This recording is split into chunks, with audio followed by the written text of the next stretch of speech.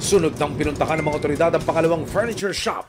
Agad na sinalubong ng mga otoridad ang nagpakilalang may-ari na si Dolly Bulawit.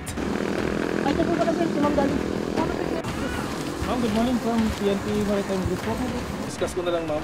Meron po kasi kayong search warrant dito. Ma'am, linawin ko lang kayo po si Ma'am Dolly Bulawit. Sinimulan na rin ng mga otoridad ang pag-iikot sa lugar. Sa loob ng compound, makikita ang patong-patong at samot-saring uri ng kahoy na tila nakahanda na para sa gagawing furniture pieces. Ilang mga produkto rin ang naaktuhang ginagawa ng mga trabahador. Nang tanongin ng resibo si Dolly kung saan nga ba nagmumula ang mga kahoy na natagpuan sa kanyang shop. Dito lang po sa Papaya. Dito rin po, sa General Timi. Wala naman pong pinanggagalingan iba, walang pinanggagalingan na kung saang lugar. At nang tanongin naman kung may kaukulang mga permit, Meron po yung iba po, sasabihin ko na sa inyo, wala po.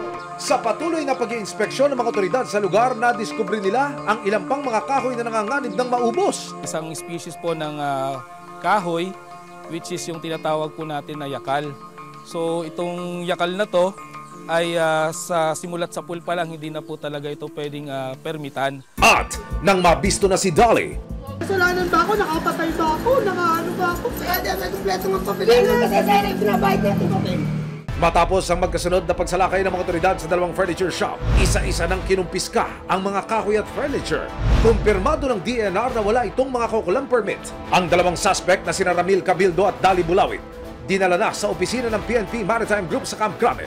Nahaharap sila sa patong-patong na kaso ng paglabag sa Chainsaw Act of 2002 at sa Forestry Code ng Pilipinas. Maraming salamat sa panonood, mga kapuso. Para masundan ang mga reklamong nasolusyonan ng resibo, mag-subscribe lamang sa GMA Public Affairs YouTube channel